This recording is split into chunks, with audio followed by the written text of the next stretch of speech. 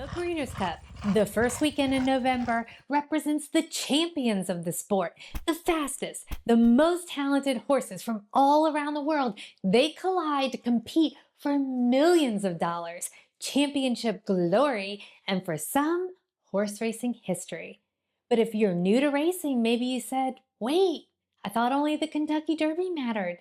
Actually, no. The Breeders' Cup is where you get to see the best of all races, all age groups. It not only has the potential to shape the Kentucky Derby Trail, but horse racing legends. So stick around, because by the end of this video, you'll know why every horse racing fan circles this weekend on their calendars and how to watch it like a pro. Hi, it's Maura from Trifecta and a little bit extra, and these are the 10 things you need to know about the Breeders' Cup. Let's start off with, what is Breeders' Cup? Well, simply put, it is horse racing's World Championship. Well, how did this championship come to be? Back in the early 80s, there was a breeder named John Gaines, and he transformed the sport. Sure, the sport had these big racing days like Kentucky Derby and Preakness and Travers and Belmont, but there wasn't one single event that would bring all of the horses from around the world onto one stage to determine who was the best of their division. And Gaines, he changed all of that. His vision was executed November 10th, 1984. The first Breeders' Cup was run at Hollywood Park in California. And that very first day, we had 7 races, $13 million in purse money. Now they say success breeds success, and that's so here, because now we have a 2-day festival. We have 14 Breeders' Cup races and millions upon millions in purse money. Horses, they fly from all around the world. It's not even just the US. We get horses from Europe, Australia, Canada, Japan, South America, and many more other countries. Now, let's trot off the track for a second, do a little bit of trivia. Who won the first Breeders' Cup Classic in 1984? The answer? Wild Again with Pat Day, and oh my gosh, was that a wild finish.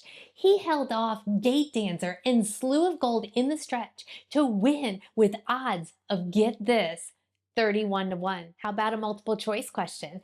How much in purse money has the Breeders' Cup awarded over the years? A, 200 million, B, 500 million, or C, 900 million? The answer is C. Almost $1 billion in prize money. Now, why is it called the Breeders' Cup? It's called the Breeders' Cup because the people who breed the horses, the breeders, they actually created and funded the event. They pooled their money from stub fees and nominations in order to showcase and crown the best of the best. When and where is the Breeders' Cup held? Well, the championship weekend is always early November, but here's another cool fun fact. It's never held at one specific track. It goes from track to track to track. And this year, 2025, it's at Del Mar. 2026, we're going back to one of my favorite tracks, Keeneland. And in 2027, we get a really fun treat. We get to go to the new Belmont Park in New York. Now, time for your next fun little trivia fact. Which racetrack has the Breeders' Cup been at the most? Well, if you answered both Churchill Downs and Santa Anita, ding, ding, ding, you are right. 9 times each for Santa Anita and Churchill Downs. Well, what type of race is the Breeders' Cup? This isn't just one race. Oh no, this is a festival of racing. There is a race for every kind of horse. We got Future Stars Friday with 5 races, followed up with Breeders' Cup Saturday, 9 races. That is 14 Grade 1 races in 2 days. This is the Olympics of horse racing. Winners are crowned the world champions of their division. Well, why is the Breeders' Cup so important? Another reason why this weekend is really important to owners, breeders, jockeys, and trainers is because a horse's legacy can really be determined by this weekend. Horses that win the Breeders' Cup in their races, they go on to get horse racing's highest honors, the Eclipse Awards. In the very first year, 7 of the horses who won an Eclipse Award actually participated in the Breeders' Cup. This is the stage where legacies are solidified. And because each race crowns the best of its class, it really helps to know exactly which divisions there are. If you're watching these 2 days of racing, buckle up and get organized because you're going to want to know the schedule for the 2 days. Now, how are the 2 days organized? Well, first, the racers are going to be classified as juvenile versus the older horses. Juvenile, 2-year-olds. And that's on Friday, hence the name Future Stars Friday. Saturday is all for the older horses. The next segment is turf versus dirt. The third segment is going to be distance, sprint versus route.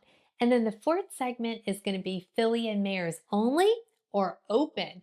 Open meaning the girls can take on the boys. So Friday, we have 3 turf races. 1 for just the fillies, the juvenile fillies turf going a mile, and then 2 open. 1 at a sprint, either 5 or 5.5 furlongs depending on the track, and 1 going a mile. Then there's the 2 premier long distance dirt races, the juvenile fillies and the juvenile itself. And the juvenile fillies and juvenile are both a mile and 1/16. Moving on to Saturday, 4 turf races with only 1 sprint and 5 dirt races with 2 sprints. And the crown jewel of Saturday, the Breeders' Cup Classic, a 1.25 mile distance. Now, if you're interested in learning how do I choose a Breeders' Cup Classic winner, I got this video for you right here, and I'm also going to drop it in the show notes.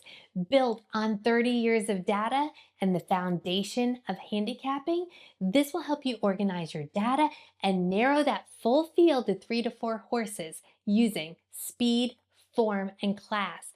And this methodology has an 83% success rate. Now I said 83%, not 100%, because nothing in this sport is absolutely guaranteed. But 83% of the time, the winner will be in those 3 to 4 horses. And this year, it is shaping up to be one of the most contentious classics we have seen in a long time, with monsters in the sport entering those starting gates. So good luck to all of you in choosing that winner. And speaking of the Breeders' Cup Classic, let's cover a little trivia that's going to make you say, whoa, really?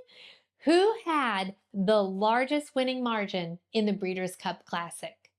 The answer is Flightline in 2022 with a jaw-dropping 8.25 lengths. Now, I was there that year at Keeneland, and this picture was taken of 2 horses going around the far turn. That is not Flightline in front. That is Life is Good. The other horse is Flightline, and look at that incredible stride he has. He is giving us pure wow factor. Next trivia question. Who is the only horse to win the Breeders' Cup Classic 2 years in a row? That's going to be the most incredible Tiz Now, who won in 2000 and 2001. And when he won in 2001, it was in Belmont, New York. So this was right after the terrorist attacks on the Twin Towers. And the announcer says, and Tiz Now wins it for America. Another absolute whoa. Final trivia question on the Classic. Which horse is the only horse to ever win the Triple Crown and the Breeders' Cup Classic? Answer is American Pharoah. So how are horses chosen for Breeders' Cup weekend? Well, there are a couple ways. First is the win and you're in system. You win specific races, boom, you're in the starting gate. And not only that, your entry fee is waived. For the 2025 Breeders' Cup, there were 93 races across 15 countries. And you may have seen me covering some of those races. For the Classic, we've had the Whitney, the Jockey Club Gold Cup, and the Pacific Classic. For the Juvenile, the Champagne Stakes and the Claiborne Breeders' Futurity. What you have to love is this win in your in system builds the rivalries, the storylines, and the momentum leading up to Breeders' Cup weekend. The second way you could get in is through a points system, and this is where horses are ranked based on their performance in major graded stakes races in the US and Canada. Grade 1 wins get higher points than grade 3 shows, and this point system has been in place since 1984. The third way is through a panel of experts, and this selection committee has also been in place since 1984. A maximum of 14 horses can be entered to win a Breeders' Cup race, except for the turf sprints. There, the maximum is 12 horses. If a race is oversubscribed, meaning more horses want in than this 14 and 12, well, then there's a rank ordering system.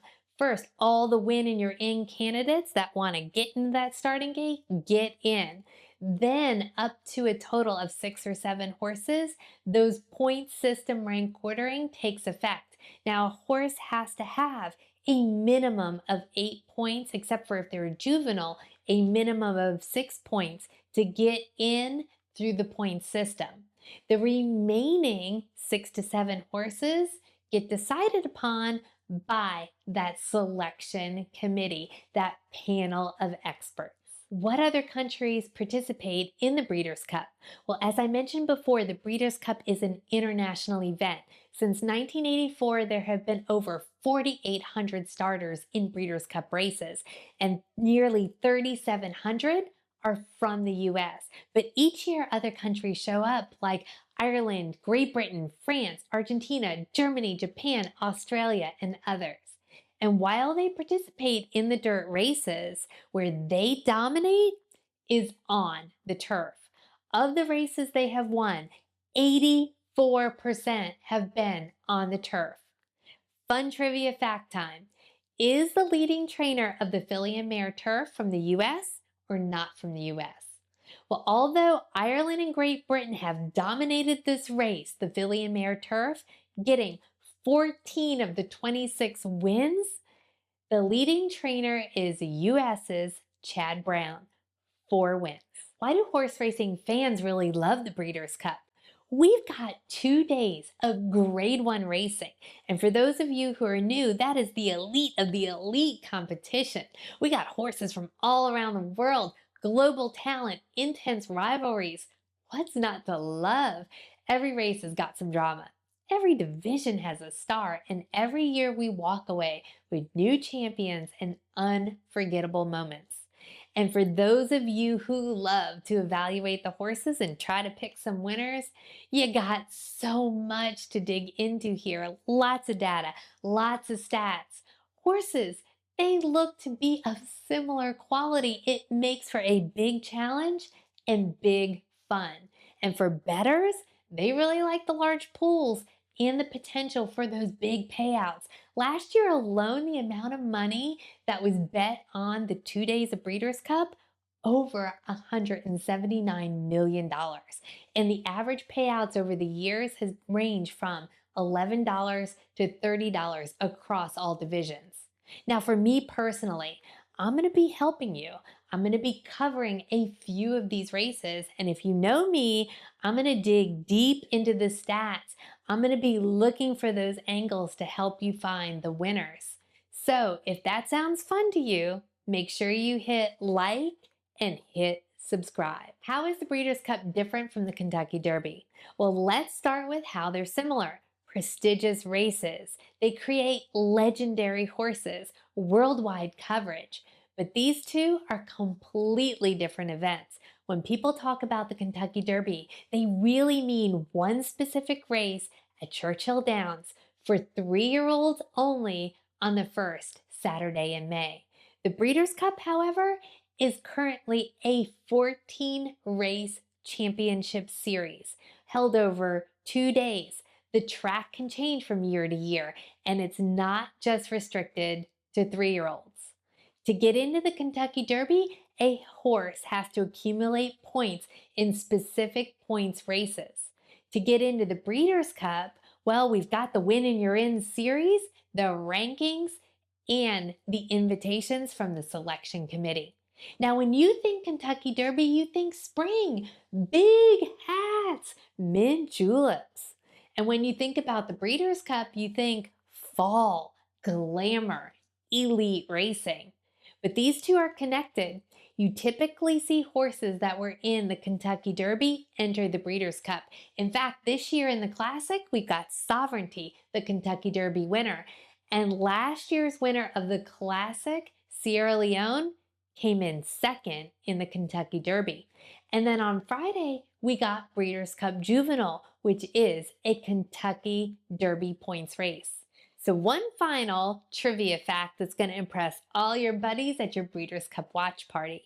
Has any horse won the Breeders' Cup Juvenile and went on to win the Kentucky Derby the following year? Only two, Street Sense in 2006 and Nyquist in 2015.